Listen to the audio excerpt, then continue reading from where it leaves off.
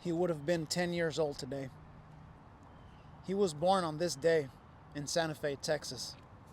I wasn't aware at the time, but the following 9 years of my life would be filled with love and a plethora of life lessons that I'm thankful for to this day. His name was Mylove. Mylo for short. You know, before him, I didn't really care about animals.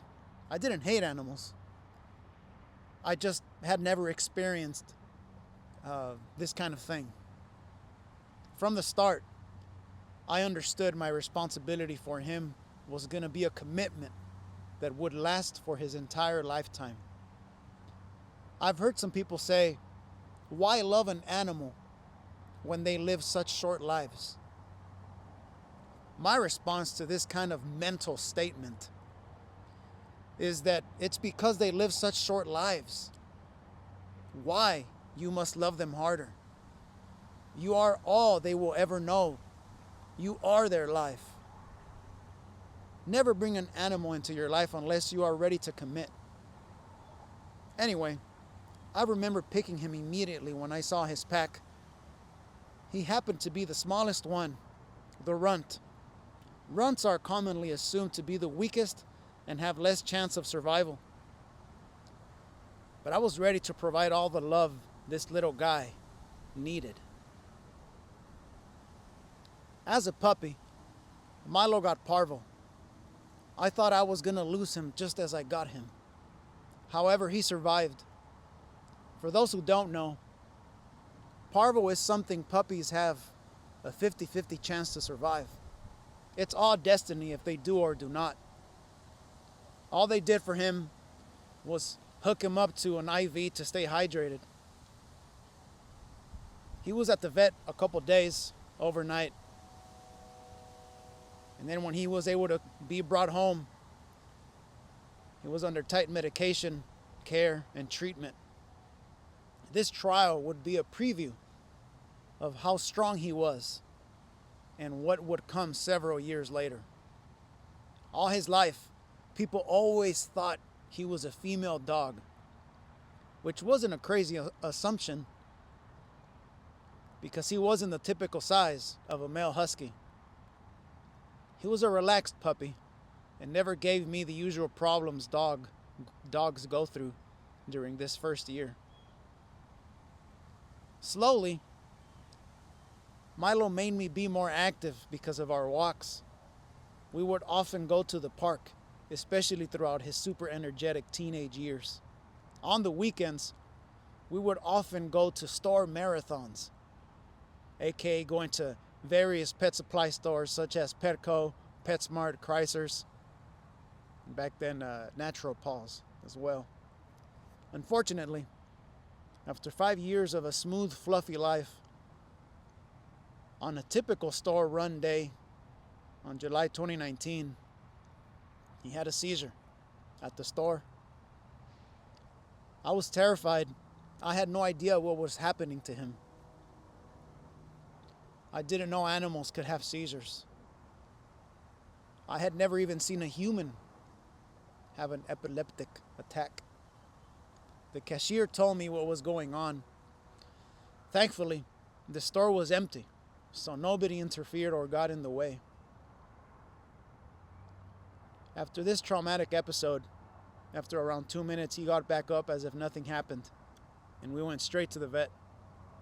After some exams, blood tests, and explaining to the vet what happened, showing the video and everything, nothing was wrong with him. Of course, this brought confusion to my head, but I was glad he was okay on paper. Out of precaution, I was afraid to ever take him into a store ever again because I was certain the seizure was triggered by overstimulation in his brain. The rest of 2019 went on without a seizure attack. The vet told me to just keep watching him and look out for any possible triggers. But going to the stores alone to get him things was a bit odd for me because I was used to going with him all the time to get him his things.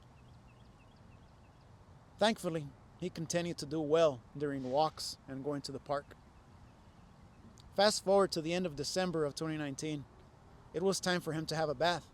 However, as mentioned earlier, I was afraid to take him anywhere because of it being a possible trigger for an attack. So I called up a grooming van to come up to my house and simply have him go into the van for a good bath. Unfortunately, the moment he was walking on the steps to get in the van, he got a seizure. I felt extremely guilty. I was once again terrified. There he was on the side of the road having an episode. I paid the groomer for her time and declined the bath out of caution so Mylo can relax for the rest of the day. Now I was more confused and came to the conclusion maybe the trigger was based on the smell of cleaning products on top of entering places that aren't home. Fast forward to January 31st, 2020, I had to take him in for a vet checkup. I was afraid that he would have a seizure once he stepped into the office. And sure enough, he did. My theory checked both boxes now of cleaning products and being inside somewhere that isn't home being seizure triggers. The vet had no explanation for this activity as a pattern was still not defined. He was still himself and continued to be otherwise happy and healthy, walking, eating well. Things were okay for the next 2 months until one night in April when he had a seizure while sleeping. This totally threw off my theory of what I thought his seizure triggers were. He was asleep at the home he was raised in. This is when a pattern would emerge. He would have a seizure once a month, typically 11 p.m. or midnight. The vet determined it was probably genetic. The thought of it being a brain tumor was brought up, but it could only be confirmed if I took him to a specialist to do some deeper exams. I didn't see the point of doing any deeper examination because such avenues wouldn't bring a cure for him. Epilepsy, seizures, these are things that don't have cures, only ways to hopefully control them. At this point, I didn't have him on medication yet because it was just happening once or twice a month, pretty spaced out from each other. Until one day, July 2021, he had 4 seizures in one day. After this, I made the decision to put him on daily seizure medication with the purpose of smoothing out his attacks. Up until then, I tried CBD oils and of various levels and dosages, but I knew it was time to put him on the medication, which was crazy because the medication he was on, it was human medicine. I would go to CVS and buy him his 120 tablets for a 3-week period, once a month.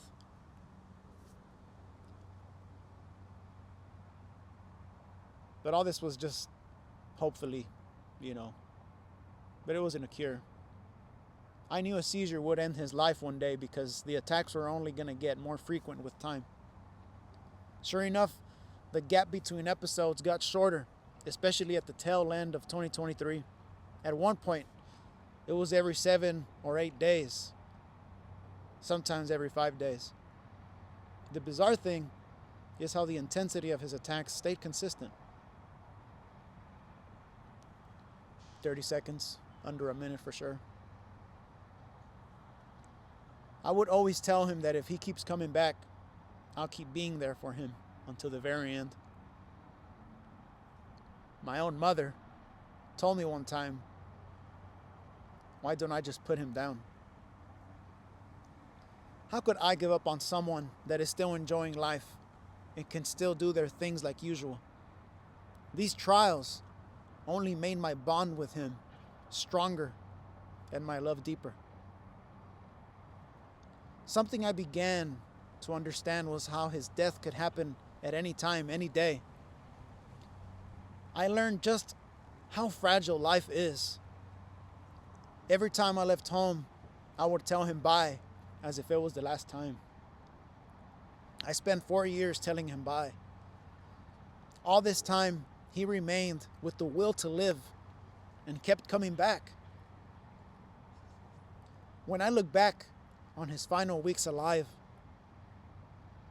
he was getting into this habit of wanting to go out, but not to walk. He just wanted to chill outside with me.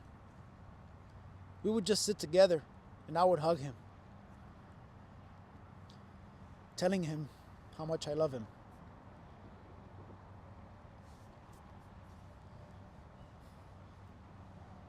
On the night of March 6th, 2024, I was on my way home.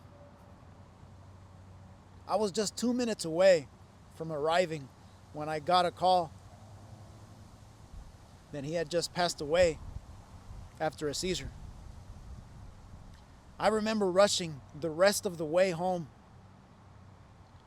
leaving my car outside. He was in the kitchen, as he would sometimes be, just relaxing as the final things of the night get done. I was silent and just laid next to his body in shock of what had happened. He wasn't alone when he passed away. He was with the other 2 people that loved him just as much as I did. We always tried our very best to never leave him alone because of his attacks. We succeeded in that mission. Family rushed to see him one last time before we took him to the emergency vet to arrange for cremation. I'll never forget that night. I didn't know how dead bodies get stiff after a certain amount of time. His body was stiff right at midnight. He passed away at 10:34 p.m. He is the first loved one I ever lose. That's why it's a big deal for me. It might be silly for some, but he was 9 years of my life. My life revolved around him. I miss him.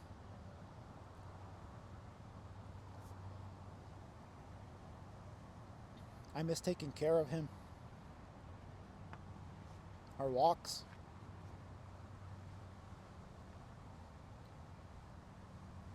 Every October 9th, I would take the day off work when it was on a weekday, just so I could spend it with him.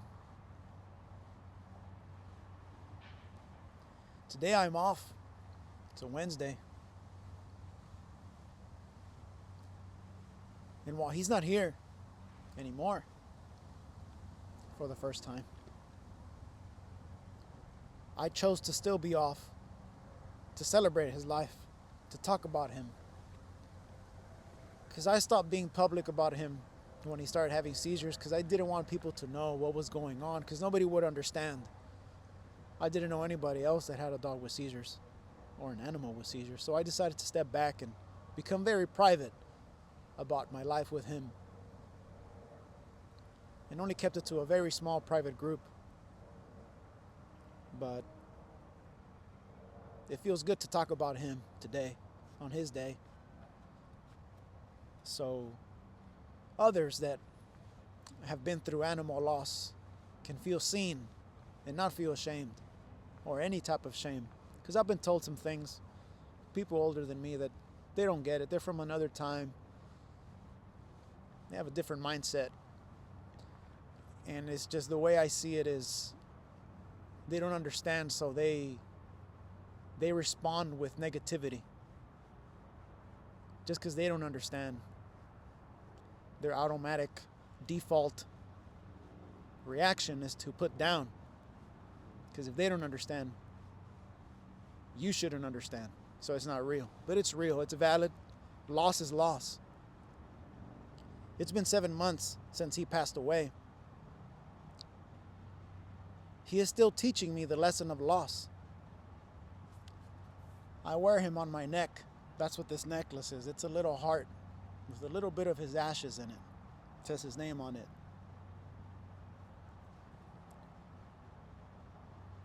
I'll always keep his memory and story alive. If I could go back in time,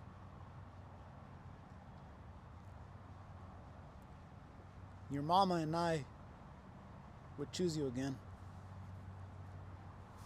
We would choose him again.